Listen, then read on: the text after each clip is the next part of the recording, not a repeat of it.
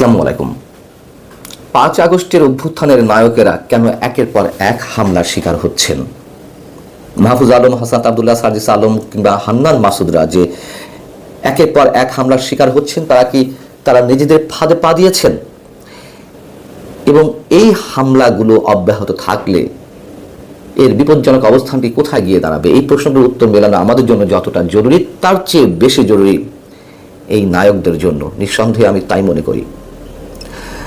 দর্শক, আপনারা জানেন যে বুধবার রাতে যমুনার সামনে, প্রধান উপদেষ্টা বাসভবন যমুনার সামনে জগন্নাথ বিশ্ববিদ্যালয়ের শিক্ষার্থীরা যে 3 দফা দাবিতে অবস্থান কর্মসূচি নিয়েছিল, সেখানে কথা বলতে যান সরকারের তথ্য উপদেষ্টা মাহফুজ আলম, ওই বিশ্ববিদ্যালয়েরই উপাচার্য এবং কয়েকজন শিক্ষককে সাথে নিয়ে। এবং তিনি যখন মাইক্রোফোন হাতে নেন কথা বলার জন্য, তার কিছুক্ষণের মধ্যেই ভিড়ের মধ্য থেকে একজন পানি ভর্তি বোতল তাকে আঘাত করার জন্য ছুঁড়ে মারে এবং ঠিকই বোতলটি তার মাথায় গিয়ে আঘাত করে। আমরা নিঃসন্দেহে, নিশ্চিতভাবে, স্পষ্ট ভাষায় এই হামলার তীব্র নিন্দা জানাই। এটি অবশ্যই হামলা। পানি বোতল ছুঁড়ে মারা একজন মন্ত্রী পদমর্যাদার ব্যক্তির উপরে বা উপদেষ্টার মাথায় নিঃসন্দেহে আমরা কেউ এটি সমর্থন করি না। কিন্তু কেন করা হলো, কেন এমনটা হচ্ছে প্রশ্নগুলোর উত্তর তাদেরকে মেলাতে হবে। এবং এই ঘটনার পরে তথ্য উপদেষ্টা মাহফুজ আলম তার তাৎক্ষণিক প্রতিক্রিয়ায় যা বললেন তা হচ্ছে, উদ্দেশ্য প্রণোদিতভাবে একটি চক্র তার উপর আক্রমণ করেছে, আন্দোলনে একটি পক্ষ ঢুকে সাবোটাজ করার চেষ্টা করছে। তারা কারা, তাদের নাম তিনি বলতে চাননি। এবং তিনি বলতে চেয়েছেন যে তিনি বিশ্বাস করেন যারা তার উপর হামলা করেছে তারা জুলাই যোদ্ধাদের কেউ নয়। আন্দোলনকারীদের মাঝ থেকে যারা হামলা করেছে তাদের রাজনৈতিক সংশ্লিষ্টতা খুঁজে বের করতে হবে, এই হচ্ছে তার বক্তব্য। এখন বিষয় হচ্ছে যে এই হামলাটি করেছে, আপনারা দেখেছেন ফুটেজটি, বিভিন্ন চ্যানেলের ক্যামেরায় এটি ধরা পড়েছে। ক্যাপ পরা, হ্যাংলা পাতলা করে একটি ছেলে পানির বোতল ছুঁড়ে মারছে এবং এত স্মুথলি পানির বোতলটি উল্টো করে ছুঁড়ে মারলো, তার যে নিশানা তাতে অবাক হতেই হয়।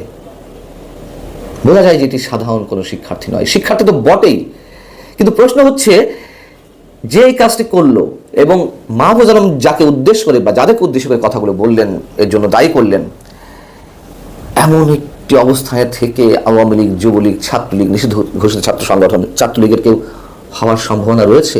এবং সেই ছেলেটি পুলিশের পাশে থেকেই বোতলটি ছুঁড়ে মেরেছে। পুলিশ যখন তার কাছে কৈফিয়ত চাচ্ছিল, সে বলছে কি করবে, আমার কি করবে? অন্তত নিজেদের মধ্যে ছাড়া এরকম সাহস কারোর হওয়ার কথা নয়, এটি আমাদের প্রাথমিকভাবে মনে হয়। আমি বলছি না যে ছাত্রলীগ, আওয়ামী লীগ, যুবলীগের কেউ হবে না, কিন্তু বাস্তবতা এটি যে যা কিছু ঘটছে সব কেষ্টবাটাই চোর। আওয়ামী লীগ, যুবলীগ, ছাত্রলীগের উপর দোষ চাপিয়ে দেওয়ার চেষ্টা চলছে, কিন্তু এতে সমাধান মিলবে না, নিশ্চিতভাবে মিলবে না যদি তারা জড়িত না থেকে থাকে। আমরা দেখলাম যে অপারেশন ডেভিল হান্টের সময় গণহারে সব আওয়ামী লীগের সঙ্গে সংশ্লিষ্ট নেতাকর্মীদের আটক করা হলো। চোর, ছাত্র, ছিনতাইকারী, ধর্ষক, লুটতরাজ, যেই ভয়ঙ্কর ঘটনাগুলো আমরা দেখছিলাম, মবক্রেসি, তাদের সঙ্গে সংশ্লিষ্ট, এগুলোর সঙ্গে সংশ্লিষ্ট কজনকে আটক করা হলো। আর গণহারে আওয়ামী লীগের সঙ্গে সংশ্লিষ্ট ব্যক্তিদের কতজনকে আটক করা হলো। একই ঘটনা আমরা দেখলাম যে হাসনাত আবদুল্লাহর উপরে গাজীপুরে যে হামলার ঘটনা ঘটলো, সেখানে গণহারে ওই দিনও আওয়ামী লীগের সঙ্গে সংশ্লিষ্টদের আটক করা হলো, শতাধিক ব্যক্তিকে। মাহফুজ আলম শুধু নয়, হাসনাত আবদুল্লাহ বা হান্নান মাসুদ, সাজিস আলমদের উপরেও এ ধরনের ঘটনা ঘটেছে। আমরা কোনটিকে সমর্থন করি না, কিন্তু তারা যেদিকে নিয়ে যাচ্ছে এগুলো আমাদের জন্য বিপজ্জনক, তাদের জন্য বিপজ্জনক নিঃসন্দেহে। মাহফুজ আলম কথা বলার সময় তিনি বলছেন যে যমুনার সামনে, প্রধান উপদেষ্টা বাসভবনের সামনে আর কাউকে এ ধরনের আন্দোলন করতে দেওয়া হবে না। কেন এই কথা বলছেন এখন তিনি? যেসব আন্দোলনকে প্রশ্রয় দিয়েছেন, আশকারা দিয়েছে কারা, কাদেরকে পথ দেখানো হয়েছে প্রধান উপদেষ্টা বাসভবন ঘেরাও করার জন্য, মানে এগুলো পথ দেখিয়েছে কারা? এবং যারা আন্দোলন করছে তাদের মধ্যেও যে বিভক্তি বলতে তাদের দৃষ্টিভঙ্গির, সরকারের। যমুনা ঘেরাও করা হয় হাসনাত আবদুল্লাহর নেতৃত্বে, আওয়ামী লীগ নিষিদ্ধের দাবিতে পুলিশের ব্যারিকেড ভেঙে যমুনার চৌহদ্দির মধ্যে পৌঁছে যাওয়া হয়, যদিও পরবর্তীতে তা শাহবাগে স্থানান্তরিত করা হয়েছিল। আমরা দেখলাম প্রচণ্ড দাবদাহের মধ্যে তাদের যে আন্দোলন, তাদের মনে প্রশান্তির স্পর্শ দিতে সিটি কর্পোরেশনের স্প্রে ক্যানন দিয়ে ঠান্ডা পানি ছেটানোর ব্যবস্থা করা হয়, আপ্যায়ন করা হয়। আর অত্যন্ত যৌক্তিক দাবিতে জগন্নাথ বিশ্ববিদ্যালয়ের শিক্ষার্থীরা যে আন্দোলন শুরু করলো, তাদের যে যৌক্তিক যে 3 দাবি, একটি হচ্ছে তাদের যে আবাসন সংকট সেগুলো সমাধান না হওয়া পর্যন্ত 70% আবাসন ভাতা দিতে হবে। দ্বিতীয়ত হচ্ছে তাদের যে প্রস্তাবিত বাজেট এই অর্থ বছরে সেটি কাটছাট ছাড়াই মেনে নিতে হবে, এবং তাদের যে দ্বিতীয় ক্যাম্পাস সেটি খুব দ্রুতই পরবর্তী যে একনেক সভা সেই সভাতে অনুমোদন করতে হবে। এর একটি কি আমরা অগ্রহণযোগ্য বলতে পারি? অথচ সেই আন্দোলনে পুলিশের টিয়ার গ্যাস, সাউন্ড গ্রেনেড নিক্ষেপ, লাঠিচার্জ দেখলাম, লাঠি পেটানো। অন্যদিকে অন্য আন্দোলনকারীদেরকে আপ্যায়ন করা হয়, সরকারের পৃষ্ঠপোষকতায় এই আন্দোলনগুলো চলে। এই যে দ্বিমুখী আচরণ, অথবা কথায় কথায় বঙ্গভবন ঘেরাও, সচিবালয় ঘেরাও, কারা দেখিয়েছে এই পথ? যখন তারা করে তাদেরকে কিছু বলা হয় না, অন্য কেউ করলে আমরা বলছি না এগুলো বৈধ, অবশ্যই সবকটি অগ্রহণযোগ্য, কিন্তু তাদের যে দৃষ্টিভঙ্গির বিভক্তি সেই ক্ষেত্রে আমরা এই প্রশ্নগুলো তুলছি।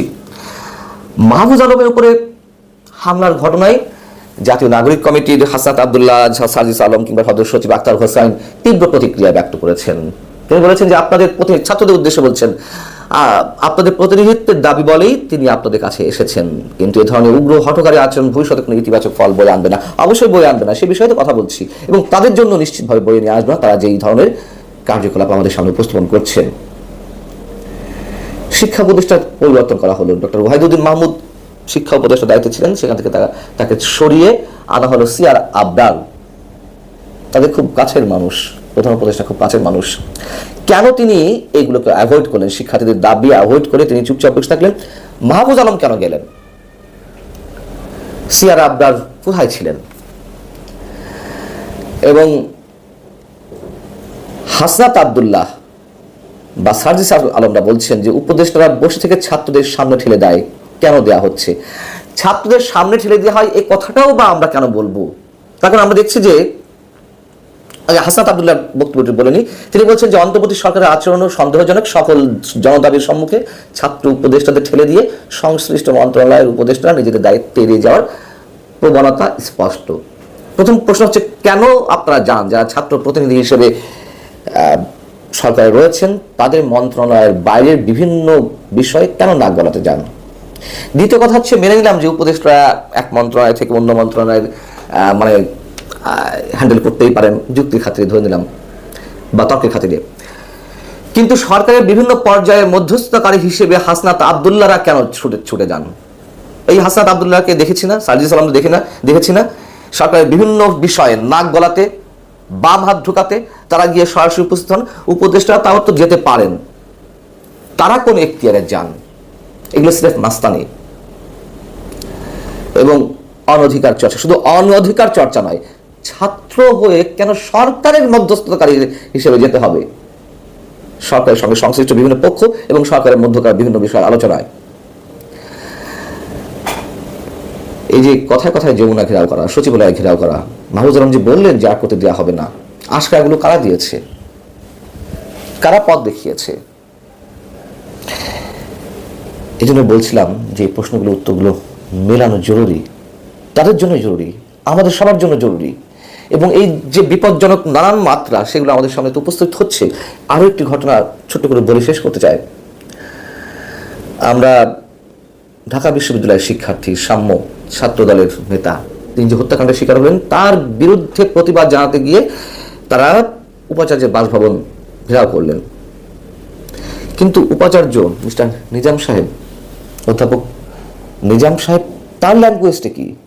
যখন তারা তার কথা শুনছিলেন না, একজন অধ্যাপক, শিক্ষক, একজন ভিসি, তো নানান ভাষা থাকতে পারে তাদেরকে শান্ত করতে। তিনি কি করলেন? মেজাজ হারিয়ে বলে ফেললেন, আয় বেটা আয় মার। এই শব্দগুলি যে উচ্চারণ করলাম আমার নিজেরও লজ্জা লাগছিল। আয় বেটা আয় মার, তিনি বোঝাতে চাচ্ছিলেন যে আমাকে মারার কেউ আছে, পারলে মার আমাকে। এটা কোনো ধরনের ভাষা হতে পারে না। কোথাও কোনো ল অ্যান্ড কমান্ড নেই, নৈতিকতার কোনো বিষয় আমরা দেখতে পাচ্ছি না কোনো ক্ষেত্রে। এইভাবে চলতে পারে না। আল্লাহ হাফিজ।